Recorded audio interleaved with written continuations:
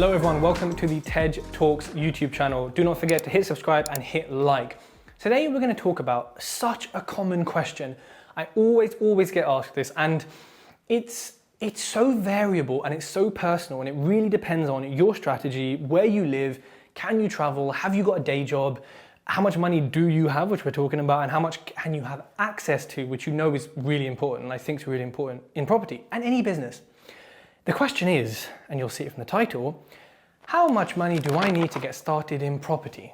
Well, the question always flips straight back to you. There is no answer to that without more information from you, right? So I think the first thing to really look at is your end goals. You know, where do you want to be in 3 or 5 years? Because that is going to inform what you're going to start with now and how you're going to start now. Now, if you live in zone 3 or 4 in London, and you're trying to do a buy-to-let, the yield is not going to be great, but the capital appreciation will be good, or you're trying to do a flip, or you're trying to do a buy-to-let, you're going to need 25% absolute bare minimum to get the keys used alongside a bridge or a mortgage, right? So that's the answer. Firstly, 25%. So you live in a place where house prices are $1 million, for example. You're going to need 250 grand just as a deposit. You live in somewhere that's 100 grand. It's 25 grand, right? However, that's not the whole story. Because if you're doing a BRR, if you're doing a flip, well then actually you can't get the keys without paying your legal fees, without paying stamp duty, potentially a survey fee, and maybe an auction fee if you're buying it from auction. So it's not 25%. And I talk about this on my e-learning. It actually works out to be 29%, kind of generally speaking, but that can go up and it's unlikely to go down.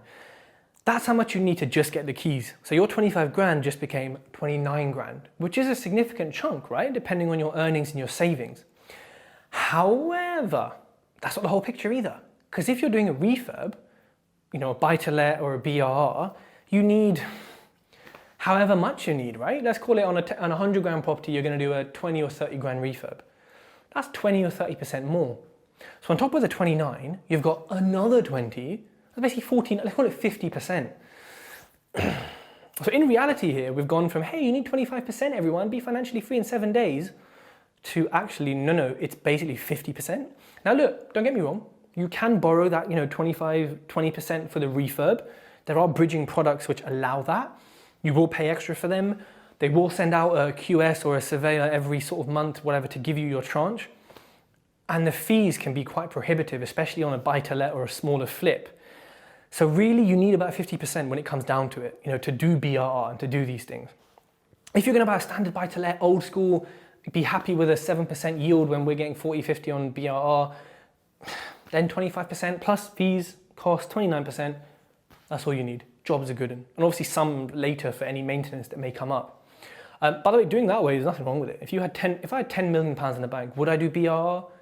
I would, because you rewire it, you get new gas, central heat, everything is new and maintenance free, but really, I just want to buy a 25% deposit, leave it in, you know what I mean? So really it depends on your situation.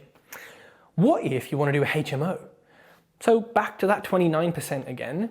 However, you may find lending maybe on the mortgage end, not so much on the bridge end, is slightly more difficult if it's your first property, first HMO, your first house ever, blah, blah, blah. Speak to a broker though.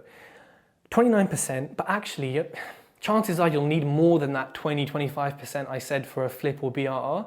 You probably need 35%, maybe a little bit more, to actually convert that into say, for example, a 6-bed where you've got ensuite, you've got everything happening. Like you've seen, me and James did the Property Duo tour. You would have seen that. And that cost was way more than a flip would have been on the same road, right? Even a high-end flip. Just because of all the extra stuff that's going into it. You're creating like 6 mini flats in a house that really was not meant for it. So there's so much going into it that increases that. So HMO is another level. If we talk about development, well look, there's some good development lenders out there, but you still need 30% potentially as a deposit. They'll cover all the refurb costs, they'll cover 70% of the purchase, but you still need that 30 grand. And again, check with a broker, but development lenders aren't overly keen to lend if you haven't had previous development experience. Some are, and there's ways around it, with your builder having experience or getting a business partner, but would you lend to a first-time developer? So you've got to put yourself in their shoes sometimes, but also realize that they do want to make money and you can make them money. So those are the kind of big purchasing things, but really the number you need to get in your head is 29, or let's just call it 30%, right, of purchase price.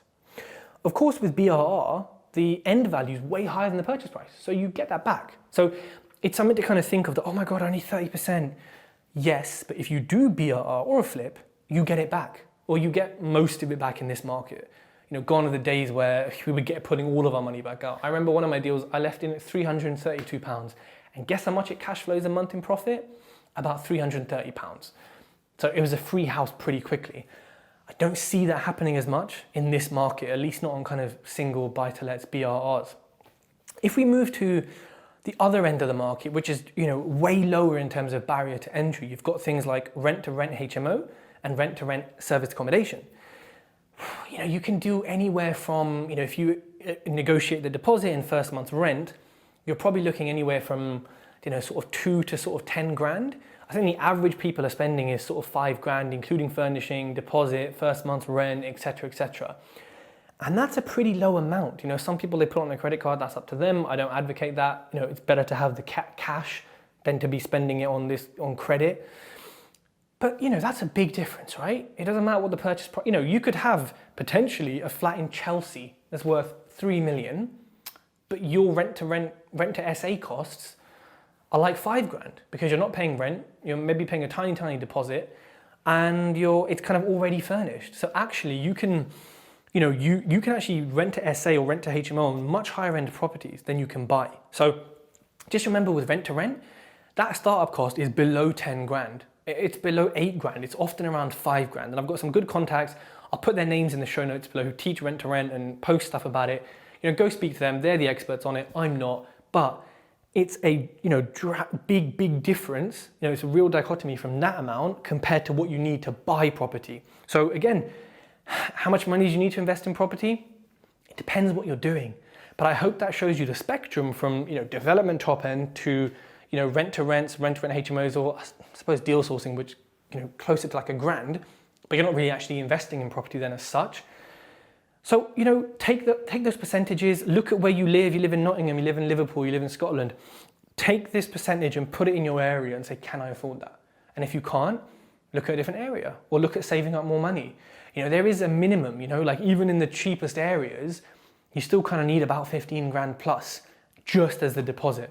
So, you know, it can be a fairly significant chunk of money. And this is why I have a Raising Finance module on my e-learning, is that you need investors at some point. If you really want to grow and you want to scale, and you've seen that I bought 15 properties in my first 9 months, it was not with my own money, and it would not have happened with my own money. Hey, I could have got 15 rent to rents, sure, but that would put me in a different position to what I am now, and that's because of investors. So please go watch my video on investors. I'll link it on the video here. But, you know, at some point you run out of your own money. So how much money do you need to invest in property? It depends.